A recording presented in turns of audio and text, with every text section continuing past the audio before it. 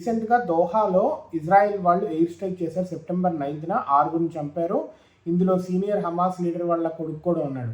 అయితే ఈ Gulf nations వాళ్ళంతా ఒక summit పెట్టుకున్నాయి.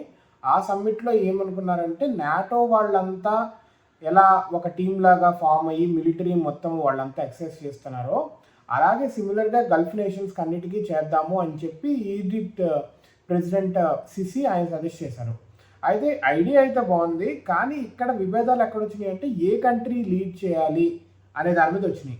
Saudi Arabia want to lead it, కానీ ఈ సిసి వీళ్ళేమో ఈజిప్ట్ వాళ్ళకి ఎక్స్పీరియన్స్ ఉంది వార్ఫేర్లో వీటిల్లో, సో దట్ మేం చేస్తాము అనేసరికి ఇది ఏ కొలిక్కి రాలేదు. ఈ ప్రెసిడెంట్ ఆఫ్ ఈజిప్ట్ సిసి ఆయన కూడా ఫ్రస్ట్రేట్ అయ్యి ఆ సమ్మిట్ నుంచి బయటకు నడుచుకుంటూ వచ్చేసారు, which is a bad thing.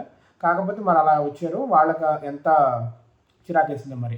So మొత్తానికైతే ఈ గల్ఫ్ నేషన్స్ అన్నింటికి కలిపి ఒక నాటో లాంటి ఒక కోఆలేషన్ తీసుకొచ్చి సెక్యూరిటీ వైజ్ ఉంచుకోవాలి అన్న ఆలోచన పోయింది. అది ఇప్పుడు 1950s వచ్చింది, మళ్ళీ ఇప్పుడు రీసెంట్గా ఈయన తీసుకొచ్చారు. కానీ ఇప్పుడు కూడా ఆధిపత్య పోరు అనుకోవచ్చు. ఇది ఆధిపత్య పోరులో ఏది కొలికి రాక ఫైనల్గా అమెరికానే పట్టుకుందాము, డిప్లొమాటిక్గానే వెళదాం, ఇంటర్నేషనల్ డిప్లొమసీ ద్వారా ఇజ్రాయెల్ సీజ్ ఫైర్ చేయాలి అనే ఒత్తిడి తీసుకొద్దాము అని చెప్పి ఫైనల్గా ఫిక్స్ అయ్యారు.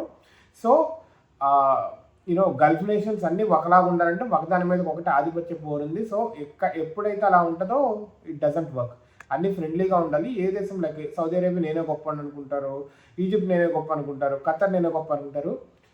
So we have to wait and see కూడా ఏం లేదు, కానీ వీ హ్యావ్ టు చెక్ వాళ్ళు అంతా కలిస్తే ఎలా ఉంటుంది అనేది కూడా we have to check it out.